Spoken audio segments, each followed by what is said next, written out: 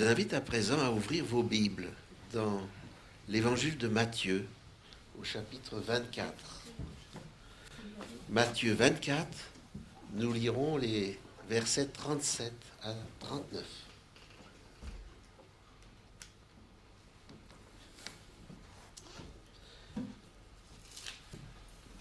Pour ce qui est du jour et de l'heure, personne ne les connaît, ni les anges des cieux, ni le Fils, mais le Père seul. Comme au jour de Noé, ainsi en sera-t-il à l'avènement du Fils de l'homme. Car dans les jours qui précédèrent le déluge, les hommes mangeaient et buvaient, se mariaient et mariaient leurs enfants, jusqu'au jour où Noé entra dans l'arche. Et ils ne se doutèrent de rien, jusqu'à ce que le déluge vienne et les emporte tous. Il en sera de même à l'avènement du Fils de l'homme. Que le Seigneur bénisse sa parole, son influence dans nos cœurs. Sans plus, je laisse la parole à notre frère Jean Trébout.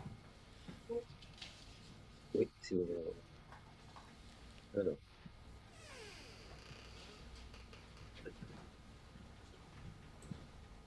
Bonjour à tous. Bonjour. Vous me recevez bien? Oui, on entend L'image bien. est correcte, elle est bien centrée. J'ai toujours ce petit souci, cette petite inquiétude. Ça va. Eh bien, écoutez, c'est toujours avec joie, hein, avec cette joie pour nous de nous entretenir avec votre communauté. Et puis, il y a aussi ce sentiment de reconnaissance pour votre accueil sympathique. On ne désespère d'ailleurs pas de pouvoir vous rencontrer un de ces quatre, malgré la distance. Et enfin, j'ajoute toujours ce petit bémol, vous me pardonnerez, hein, dû à ce sentiment que j'ai d'une redoutable responsabilité de présenter à chaque fois le fait de parler, en tout cas, de la part de Dieu à son peuple. Pour moi, ça reste, malgré le temps qui passe, ça reste une responsabilité. Et ça me permet donc de me tenir à ma place, en fait. Voilà. Eh bien, que Dieu nous assiste tous sans discrimination, hein, aucune, ce matin. Alors, l'intitulé que je vous ai fait parvenir est un petit peu provocateur, c'est à dessein. Et cela vous allez peut-être laisser un petit peu livrer un peu aux conjectures. Qu'est-ce qu'il veut dire par là en disant, en posant la question, ne serions-nous pas en train de discuter du sexe des anges? Voilà, donc je ne sais pas ce que vous en avez pensé, mais voilà, on va éclaircir tout ça maintenant tranquillement par la grâce de Dieu. Alors, je commence par une date, le 29 mai 1453. C'est précis dans l'histoire, cette date. En général, on dit en 1600, en 1000 et quelques, mais là, c'est vraiment le 29 mai 1453. La célèbre ville de Constantinople, nous rapporte-t-on dans l'histoire, est assiégée par l'armée turque, les armées turques, ottomans, on disait aussi. Alors, Constantinople, avait pour réputation, enfin, avait pour titre aussi, c'était considéré du moins comme la deuxième Rome. Vous voyez, c'est dire son aura et son importance à cette époque. Elle tire son nom, bien entendu, de Constantin, euh, qui a installé ses quartiers généraux, dirons-nous, dans cette capitale en 330 de notre ère. Bien, cette ville s'appelait Byzance bien avant Jésus, bien avant l'ère chrétienne, s'appelait dans les près de 600 ans avant l'ère chrétienne, c'était la ville de Byzance, qui est donc devenue Constantinople. Et à cette date précise, cette ville fait office de rempart contre l'avancée de l'islam et de Méhémet II, sous la conduite de Méhémet II, nous dit-on, donc de l'ennemi turc, si vous voulez, pour faire ça. Au palais de l'empereur, à ce moment-là, les prêtres orthodoxes, les gens de la cour du roi, étaient donc tous ceux qui sont ces gens qui ont le pouvoir en main, si vous voulez, ceux qui prennent les décisions pour la destinée de cet empire, de cette ville en particulier. Eh bien, ils étaient donc très occupés, tellement occupés à discuter, je vous le donne en mille, sur la question théologique du sexe des anges. Quel sexe possédaient les anges? Il paraît que la prise de la capitale donc, a pu avoir lieu, a pu être facilitée parce que ces personnes-là étaient occupées à s'occuper d'autre chose que de ce siège qui était autour de cette ville. Alors, l'expression a fait florès, vous le savez, on dit, vous entendez quelquefois, vous entendez parler de discussion du sexe des anges pour dire, pour dire, pour dire que lorsqu'on parle de sexe des anges, on ne parle pas des choses sérieuses, en fait. On ne parle pas des choses qui sont importantes à ce moment. Il y a une expression synonyme qui se rattache au nom précédent de la ville. Ce sont on parle de querelles byzantines. Vous avez déjà entendu ça sans aucun doute. Et donc, ça signifie des débats superficiels, parfaitement inutiles, inventés par les savants, notamment les savants religieux, ainsi que les philosophes, qui en faisaient leur délectation, n'est-ce pas? Et voilà, qui passaient du temps à ce genre de choses au lieu de s'occuper des choses plutôt essentielles. Voilà d'où vient donc cette expression que je vous propose aujourd'hui, et pour vous dire que rien n'a changé. En fait, si vous observez bien, rien n'a changé à travers les temps. Les sachants d'aujourd'hui, on ne dit plus beaucoup les savants, les sachants aujourd'hui même ont le même comportement, en fait. Quand les choses sérieuses sont en jeu, on débat de futilité. On l'a vu très récemment dans un certain gouvernement que je ne pourrais pas. On a vu les gens, l'Assemblée nationale se débattre, faire des grands débats pour discuter des frasques d'un des leurs là, qui avait des problèmes avec son épouse, etc. Alors qu'il y a un enjeu vital aujourd'hui qui devrait occuper ces personnes de façon beaucoup plus profonde et beaucoup plus permanente, beaucoup plus sérieuse, des enjeux vitaux. Cette attitude, donc ce comportement mental, intellectuel, coûte très cher à la société humaine, et coûtera aussi très cher à la société plutôt aux chrétiens des derniers temps. Les adventistes ne sont pas épargnés. À l'heure où la science même dans nos milieux, a supplanté la parole de Dieu, éclairée par l'inspiration d'Ellen White, notre bien connue sœur Ellen White. Je ne m'attarderai pas donc sur la place qu'occupe dans l'Église adventiste, par exemple aujourd'hui, dans nos universités notamment, hein, des diplômes. Pas? Quand je vois ce que l'on réclame comme diplôme pour être pasteur dans nos communautés aujourd'hui, je reste perplexe. Ce que cela coûte également, n'est-ce pas, en temps, en travail, en argent, bien entendu. Et quand je mesure la qualité des messages, je me dis, mais quel gâchis! Et tout ça pour ça. Alors, je ne développerai pas, c'est pas le sujet, c'est pas le lieu. Mais c'est comme si l'urgence du salut des âmes attendait que les pasteurs soient bardés de leurs reconnaissances académiques. Ça laisse perplexe, véritablement perplexe. Heureusement, par la grâce de Dieu, il y a encore les laïcs, ce que l'on nomme le laïc, et que justement, une certaine classe de dirigeants, mais dont on parle avec un certain dédain, disons, ce sont les inférieurs. Je ne m'attardais donc pas sur sur ce sujet. Pourquoi est-ce que j'aborde notre entretien ce matin, aujourd'hui, par cette thématique, le sexe des anges, dont nous avons évoqué l'histoire? Vous, qui, comme moi, observez les événements de notre quotidien, petits et grands événements d'ailleurs, vous aurez compris quelle est la question déterminante, historique, qui devrait politiquement, n'est-ce pas, occuper les esprits séculiers, contemporains, et surtout nos gouvernants, les gouvernants du monde, à tous les étages, à tous les niveaux de la société humaine, en ce moment précis, à la date où nous entretenons là, eh bien, c'est qu'il y a un troisième conflit.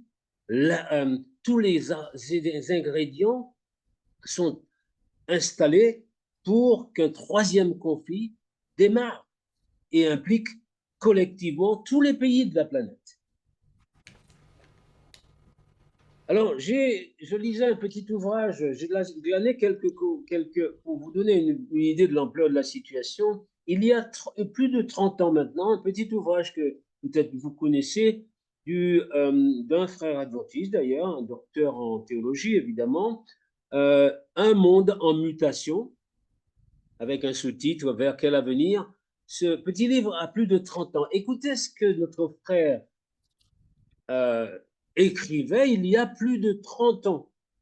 Je vous livre simplement un petit extrait de ce livre, de ce petit ouvrage. Il écrit: une seule des batailles livrées au cours de la Première Guerre mondiale coûta la vie à plus de soldats qu'il en était tombé, écoutez bien, sous Napoléon, sous Napoléon pendant toute la campagne de Russie, la célèbre campagne de Russie. Et le total des hommes tués s'élevait à environ 10 millions. 10 millions.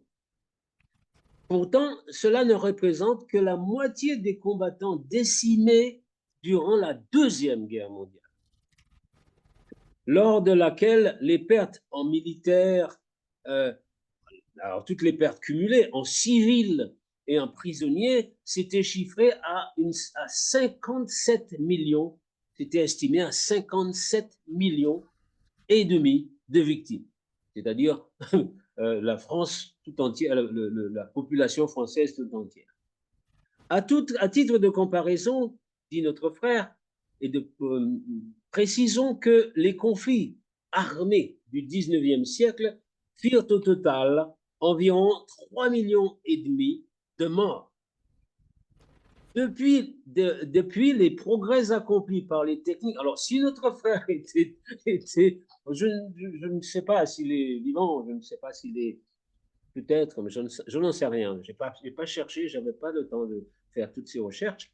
Mais si notre frère est vivant aujourd'hui, je me demande ce qu'il pense, ce qu'il doit penser. Lui qui avait déjà cette acuité, ce sentiment accru de ce qui se passait et qu'il écrivait dans cet ouvrage qu'il avait consacré au livre de Daniel, notamment. En tout cas aux prophéties de Daniel. Depuis donc, les conflits accomplis par les techniques de guerre restent sans précédent dans l'histoire de l'humanité. En cas de conflit atomique, écoutez bien, l'existence même de notre civilisation serait mise en jeu. La bombe d'Hiroshima, qui causa la mort de 80 000 personnes, fait depuis longtemps figure de pièce de musée, dit-il. Les superpuissances pourraient, en cas de conflit généralisé, porter un premier coup dont les effets correspondraient à celui de 800 000 des bombes d'Hiroshima. 800 000, vous multipliez par 80 000, vous essayez d'avoir une estimation du nombre de personnes qui pourraient disparaître sur la planète avec une de ces bombes. Un seul sous-marin atomique serait en mesure, à l'aide de ses fusées à ogives explosives multiples, serait en mesure de raser 200 villes ennemies. Bref, la force explosive, la chaleur extrême et le rayonnement radioactif engendré par une guerre nucléaire à l'échelle mondiale sonnerait sans doute possible le glas de notre race. Par bonheur, les hommes politiques eux-mêmes ont pris conscience de cette réalité, effrayante, j'ajouterais. Le genre humain a déclaré, il y a quelques années encore, Mikhail Gorbatchev, voici plusieurs années, donc, est sur le point de franchir les limites au-delà desquelles il n'est plus de retour possible. Et Mikhail Gorbatchev disait dans les années 90, donc, il oscille désormais entre l'être, donc, vivre, et le néant, tout simplement. Donc, c'est ce qu'on appelait à l'époque l'équilibre de la guerre froide. Tout cela est démentiel, vous l'avez compris, et c'est ce qui est à nos portes aujourd'hui, puissance, voilà, puissance 1000.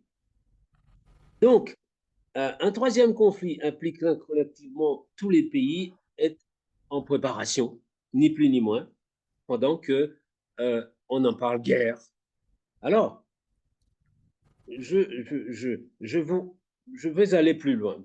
Prenons un texte dans l'épître, la deuxième épître de Pierre, au chapitre 2, à partir du verset 3. Et voici ce que disait Pierre à son temps. Ce sont des textes, que vous l'avez compris, intemporels, alors imaginez. Voici ce qu'il disait au chapitre 2, donc je vais lire à partir du verset 1, 2 Pierre 3, verset 2 Pierre, oh là là, oui, 2 Pierre 2, verset 1. Non, 2 Pierre 3, excusez-moi. 2 Pierre 3, verset 1 à 4. Voici déjà, bien-aimés, la seconde lettre que je vous écris. Dans l'une et dans l'autre, je cherche à éveiller par des avertissements votre saine intelligence, afin que vous vous souveniez des choses annoncées d'avance par les saints prophètes et du commandement du Seigneur, de notre Seigneur et Sauveur, enseigné par vos apôtres. Sachez avant tout que dans les derniers jours, il viendra des moqueurs avec leur raillerie, marchant selon leur propre convoitise. Ils disent, où est la promesse de son avènement? Car depuis que les pères sont morts, tout demeure comme dès le commencement de la création. Ces gens veulent ignorer en effet que des cieux existèrent autrefois par la parole de Dieu, ainsi qu'une terre tirée de l'eau et formée au moyen de l'eau, et que par ces choses, le monde d'alors périt submergé par l'eau.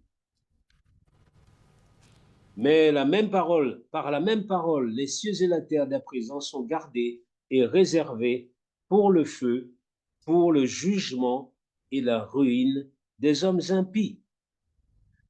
Je saute au verset 10. Le jour du Seigneur viendra comme un voleur.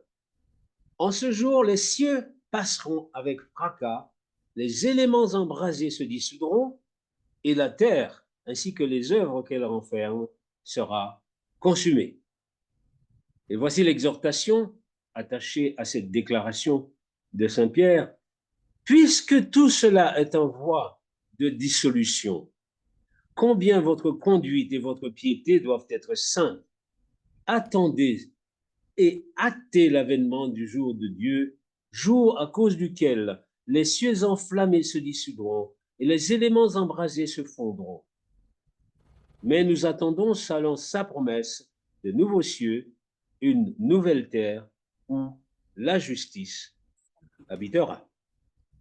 Alors, je ne pourrais pas vous dire, parce qu'il y a un débat là-dessus, je ne pourrais pas vous dire si ces feux dont parle l'apôtre Pierre viendront d'en haut ou viendront d'en bas.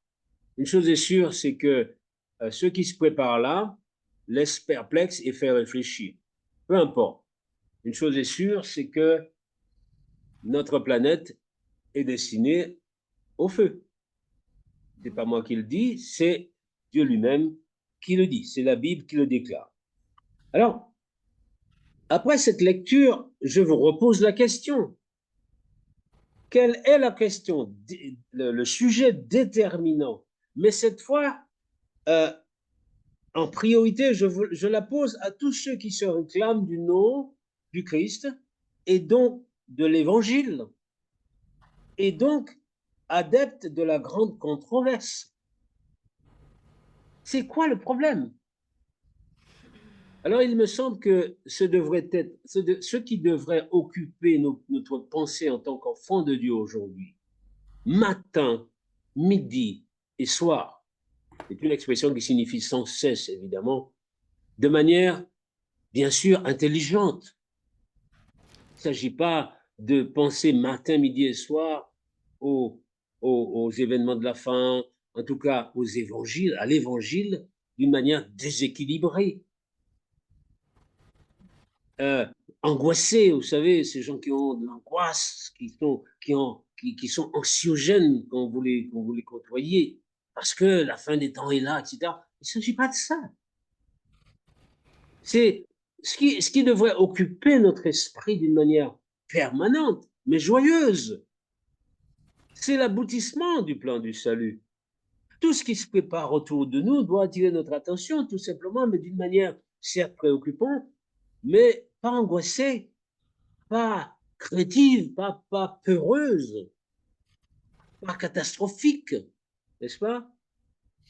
Nous qui avons déclaré être le plan du salut, c'est notre préoccupation principale, en tant qu'adventiste notamment, dans le sens biblique du terme, eh bien, notre préoccupation permanente, ça devrait être cet aspect des choses. Hein? Dans cet état d'esprit, est-ce à dire que rien d'autre ne compte? Mais non. Que rien d'autre n'a d'importance? Mais non. Est-ce à dire que rien d'autre ne devrait faire l'objet de notre attention au quotidien? Mais non. Rappelez-vous, je disais tout à l'heure, à l'instant du moins, je disais que notre salut, celui de nos semblables, devrait nous occuper l'esprit de manière permanente, mais j'ai ajouté de manière intelligente, et pas déséquilibrée, pas fanatique, n'est-ce pas? D'une manière dénuée du syndrome de l'addiction. On n'est pas addict à la fin des temps, c'est une maladie. Ce n'est pas ce à quoi l'Évangile nous appelle. Mais l'Évangile nous dit, attention, ça chauffe. Et donc, rappelez-vous donc, je disais cela, en fait, l'Évangile nous dit de vivre, et moi j'ai mis entre guillemets dans mes notes ce mot vivre, c'est-à-dire de vivre, d'avoir cette soif de vivre, mais de vivre notre foi, mais dans la joie intérieure, surtout une sorte de jubilation, mais ça ne signifie pas que tout va bien. Mais pas dans l'insouciance. Il ne s'agit pas d'une insouciance, il ne s'agit pas de la légèreté mondaine. Il ne s'agit pas d'aborder l'évangile, l'accomplissement des prophéties d'une manière légère et mondaine. Pas dans la peur non plus, ce que je distingue bien de la crainte. Nous craignons Dieu, mais nous n'avons pas peur de Dieu. Ce serait aberrant, c'est qu'on n'aurait rien compris de l'amour du Seigneur et que nous n'aurions pas compris que Dieu est notre Père céleste. Mais nous devons craindre le Seigneur, n'est-ce pas? La vie terrestre, c'est dur. Ce n'est pas à vous que je l'apprendrai, n'est-ce pas? Mais elle est à bien des égards tellement belle, grâce notamment aux bénédictions quotidiennes que nous recevons et que nous devrions apprendre à reconnaître en permanence, n'est-ce pas? Est-ce que Dieu nous interdit, par exemple, de vivre à fond, de voyager, de nous épanouir, de cultiver notre jardin? Est-ce que Dieu nous interdit de nous détendre périodiquement, pour ceux qui ont des enfants, avec nos enfants au bord de la mer, que sais-je, à la plage, en montagne ou à la campagne? Est-ce que Dieu nous empêche, est-ce que Dieu nous interdit de fêter un mariage, un anniversaire, que sais-je? Mais non, mais non. Vous pouvez ajouter vous-même de multiples exemples de cette joie de vivre auxquels nous sommes encouragés à nous livrer, n'est-ce pas? Rien de tout cela n'est incompatible avec cette solennelle préoccupation du retour du Seigneur, qui appelle donc à une vigilance permanente où que nous soyons et quoi que nous fassions. La Bible ne dit-elle pas, faites tout pour la gloire de Dieu, que vous mangiez, que vous buviez, etc. Faites tout pour la gloire de Dieu. Il suffit d'avoir bien compris, c'est ce que j'appelle l'intelligence chrétienne, il suffit d'avoir bien compris, et nous vivons notre vie, nous vivons cette attente du retour du Christ, nous vivons les événements au quotidien, nous vivons la vie terrestre, la vie des hommes, nous la vivons, mais avec, comment dirais-je, dans un prisme qui est le prisme de cette tension vers l'éternité. Et cela est parfaitement possible, il suffit de le comprendre.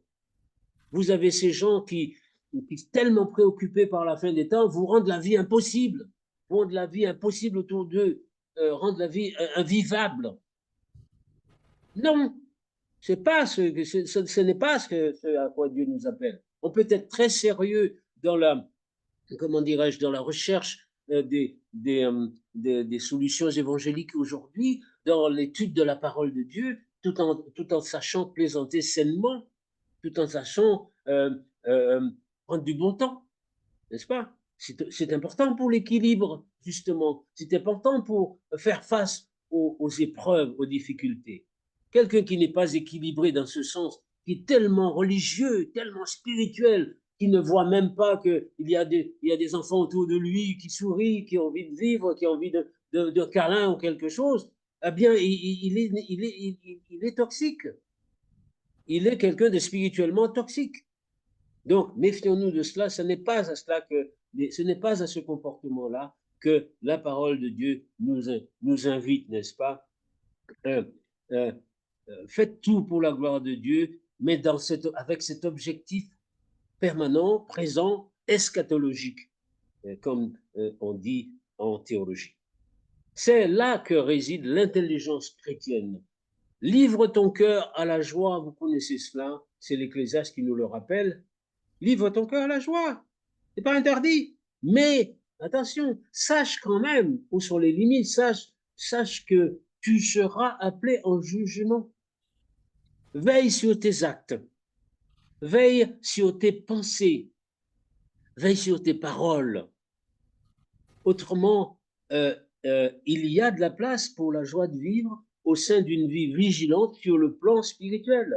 Une vie où toutes les avenues de notre âme, rappelez-vous cette expression d'Ellen White, toutes les avenues de notre âme sont gardées, sont protégées contre les atteintes subtiles, surtout du malin. Aucune préoccupation ordinaire et saine ne doit devenir une discussion sur le sexe des anges. Vous voyez l'application que je fais maintenant de cette expression. C'est-à-dire que ce n'est pas parce que je suis autorisé par le Seigneur à, je ne sais pas moi, à acheter une maison, une voiture, que cela devrait prendre une telle place qu'il n'y a plus qu'on oublie totalement qu'on est de passage sur cette planète. C'est ça que ça veut dire. Et on ne va pas se préoccuper de cette maison au point où le feu brûle derrière nous et puis on ne le voit pas. C'est ça, discuter du sexe des anges. C'est ça, se préoccuper du sexe des anges, n'est-ce pas? Prenons garde à ne pas tomber dans le panneau, n'est-ce pas? Donc, il y a de la place donc, pour une vie, vigilante. Aucune préoccupation ordinaire, aucune préoccupation saine de la vie terrestre ne doit devenir donc une discussion sur le sexe des anges. Vous comprenez maintenant ce que cette expression veut dire dans ma bouche. Un mot de ce que l'on peut observer chez ceux qui sont chargés d'enseigner, n'est-ce pas, le peuple de Dieu. Je veux dire, tous ceux qui sont inspirés de prendre la parole et pour édifier ce peuple, pour l'accompagner dans sa course chrétienne. Nous ne devrions pas négliger aucun sujet susceptible de faire progresser les croyants, n'est-ce pas? et d'attirer aussi les incroyants, les indécis. Dans le domaine doctrinal, c'est vrai. Ne négligeons aucune doctrine et parlons-en, discutons-en, étudions dans le domaine doctrinal, mais aussi dans le domaine de l'exhortation spirituelle. N'oublions pas de nous rappeler les uns les autres mutuellement qu'il faut que nous fassions attention à ce qui se passe autour de nous, qu'il faut que nous fassions attention à notre conception des choses et surtout, il faut que nous fassions attention aux choses matérielles, qu'elles ne deviennent pas pour nous une préoccupation telle que nous en oublions que nous sommes de passage de cette planète. Que vous avez des gens tellement préoccupés par les choses matérielles qu'ils en oublient que c'est Dieu qui leur donne ces choses matérielles. Et ils oublient Dieu. Ou alors ils pensent à Dieu, mais périodiquement. Vous avez des gens, dans nos milieux notamment, je le dis sans attention, sans jugement ni rien, je constate simplement, nous avons des gens qui pensent à Dieu le samedi. Le reste du temps, bon, voilà, oui, Dieu. Ou alors quand il y a un problème. Faisons très très attention de ne pas tomber dans le panneau. Satan entretient autour de nous cette préoccupation des choses terrestres, n'est-ce pas? L'argent, le prestige, la performance, n'est-ce pas? La gloire qu'il faut obtenir, voilà, voilà. Satan nourrit notre orgueil avec ces choses qui prennent la lieu de choses tellement importantes. La réalité, c'est que ce n'est pas si important que ça. Il y a bien plus important que ça et nous devrions rester extrêmement vigilants. Voilà ce que sous-jacent, je veux entendre, je veux vous faire entendre. Nous ne devrions donc négliger aucun sujet susceptible de nous édifier et d'édifier notre prochain. Ayons ce souci à cœur et soyons, par l'inspiration de Dieu, bien entendu, soyons intéressants lorsque nous partageons la parole de Dieu. Soyons captivants, trouvons, je ne sais moi, soyons, comment on dit ça, inventifs. Ne nous contentons pas de platitudes religieuses comme parfois on le subit, n'est-ce pas? Sortons des sentiers battus, recherchons les choses, essayons de trouver de façon à accrocher l'attention, à maintenir l'attention vivante, n'est-ce pas? Prenons des risques même, évitons l'ennui et la routine en matière spirituelle. Prenons des risques, donc, disais-je,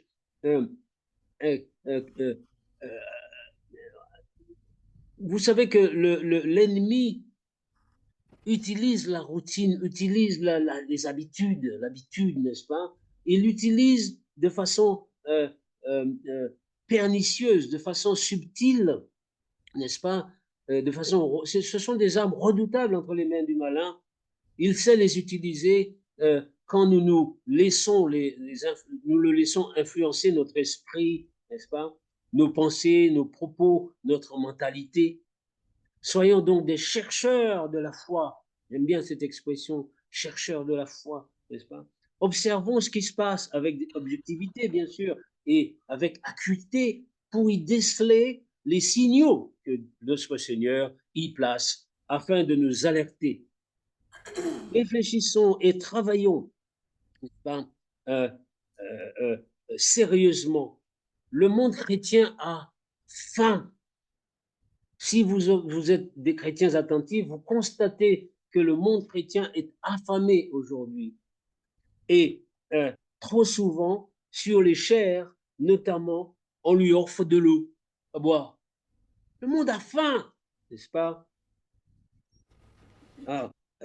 C'est qu'il a faim, ce monde.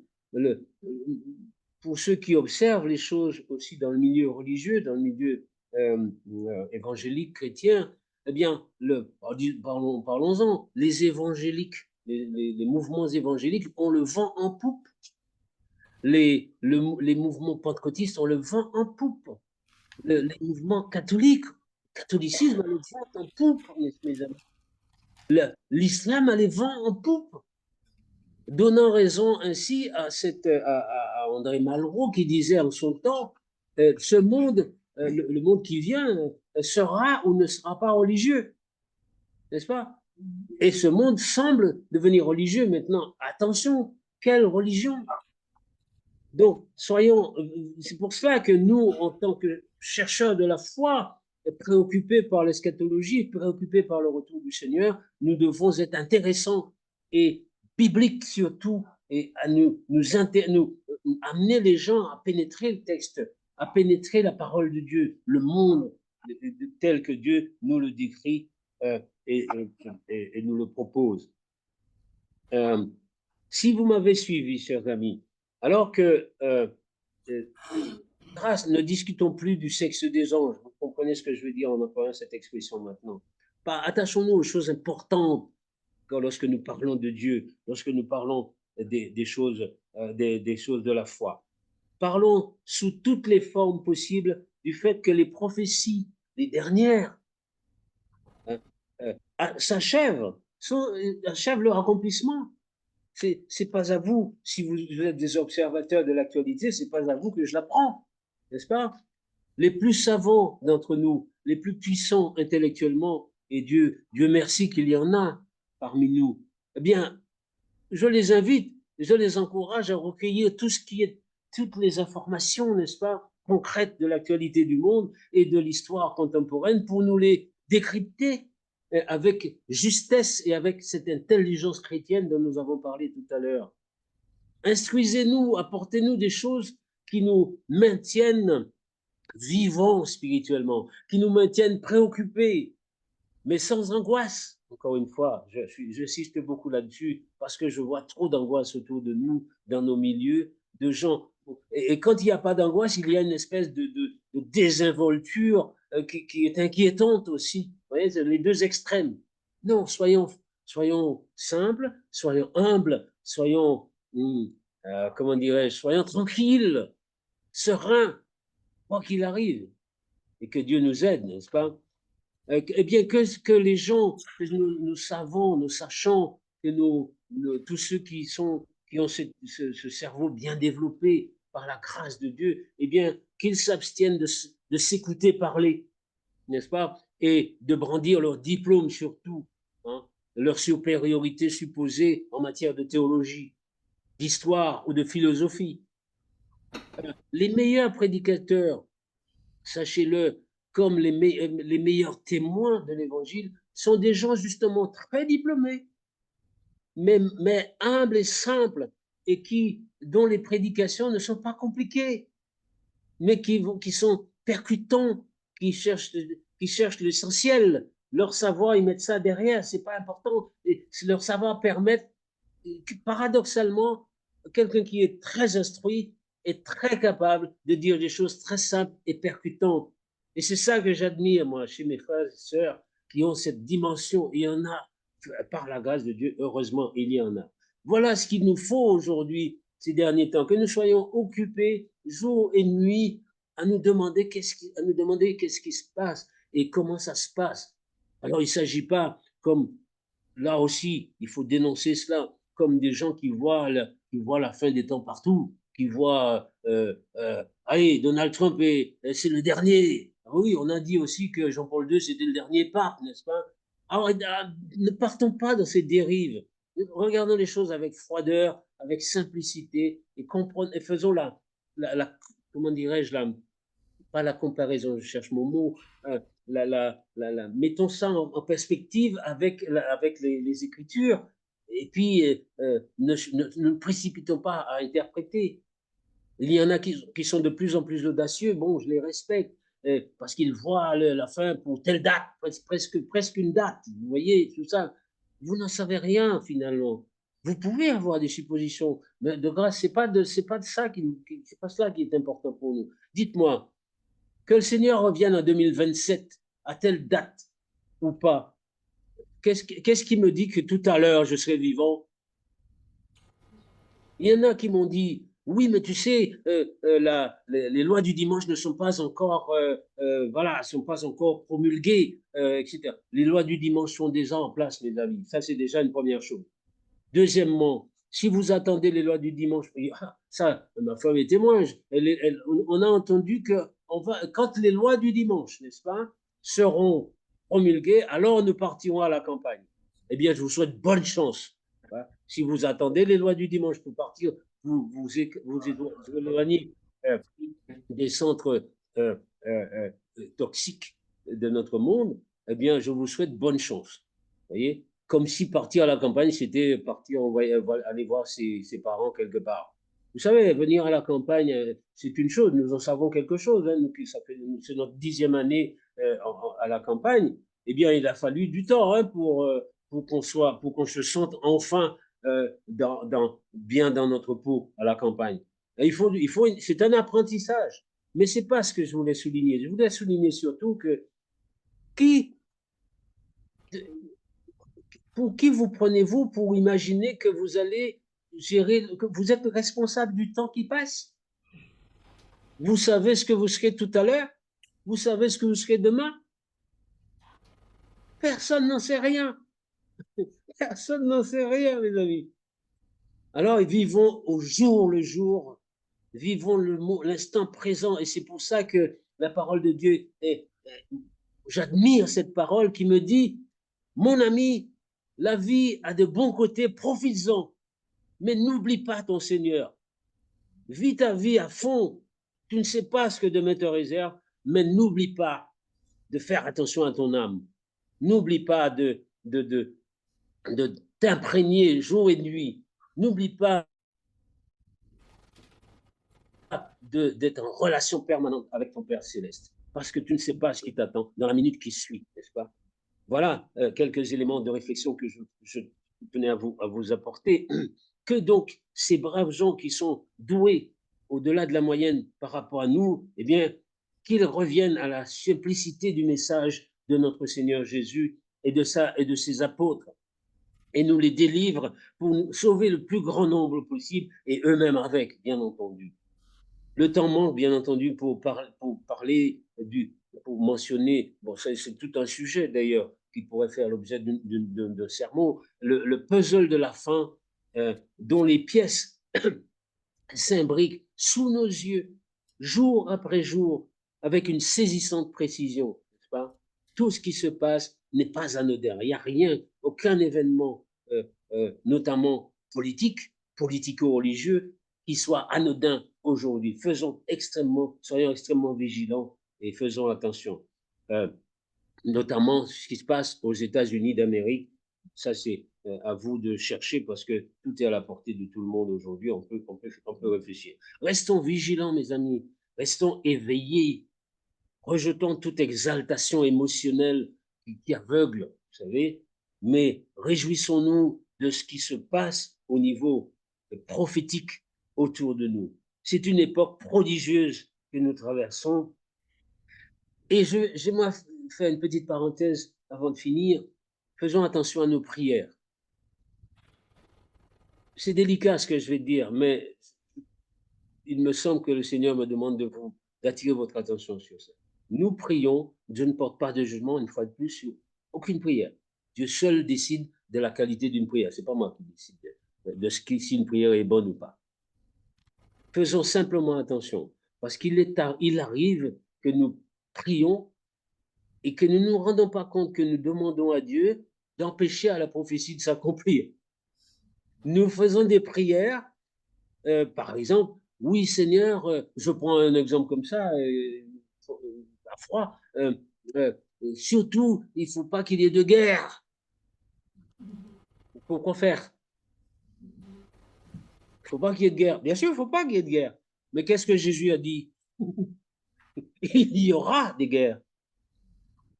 Prions pour la paix de la planète entière. Tout le monde sera en paix les uns avec les autres si notre prière est entendue par Dieu. C'est pas ce que Dieu dit. Dieu n'a pas dit que la planète sera en paix. Alors imaginons que Dieu mette toute la planète en paix, donc la prophétie n'aura plus lieu. Son plan tombe à l'eau. Les choses qui se passent autour de nous aujourd'hui, qui nous font peur pour certains, qui nous étouffent, qui nous inquiètent, mes amis, ce sont des choses qui sont annoncées. Le Seigneur les a annoncées. notre prière, faisons attention donc à notre prière. Elle doit être non pas d'empêcher aux choses de se produire, mais elle doit être de nous donner, Seigneur, les forces nécessaires, les armes nécessaires pour traverser ce qui va se passer. Voilà le sens de la prière d'aujourd'hui. Et non pas d'empêcher les choses de se passer, n'est-ce pas? Et je vous laisse deviner, faire d'autres applications de ça. Faisons extrêmement attention.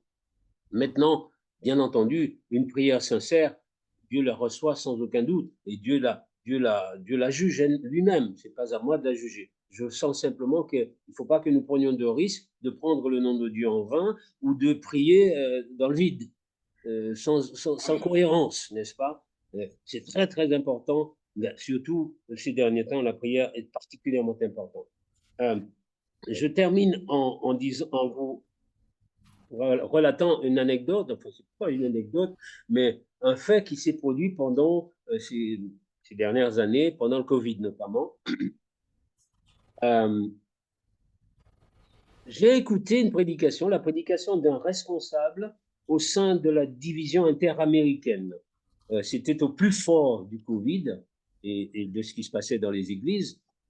C'était le rare d'entre les pasteurs responsables de structures hiérarchiques que j'ai entendu pendant cette période en chair déclarer ceci. Je résume sa pensée. Ce n'est pas le temps, il le disait avec sa verve de responsable, oui, et notamment des îles, hein, bon, c'est un homme des îles, ce n'est pas le temps de discuter des détails de la vaccination dans l'Église. Nous avons autre chose à faire. Je vous assure que lorsque j'ai entendu cet homme parler, mener sa prédication, était tourné dans ce sens, j'étais sidéré moi-même parce que j'étais tristement habitué, n'est-ce pas, à entendre dans toutes les églises se focaliser sur les problèmes de la vaccination, des masques et autres barrières, de gestes barrières. Et c'est comme si c'était la préoccupation, c'était la plus principale préoccupation de l'Église.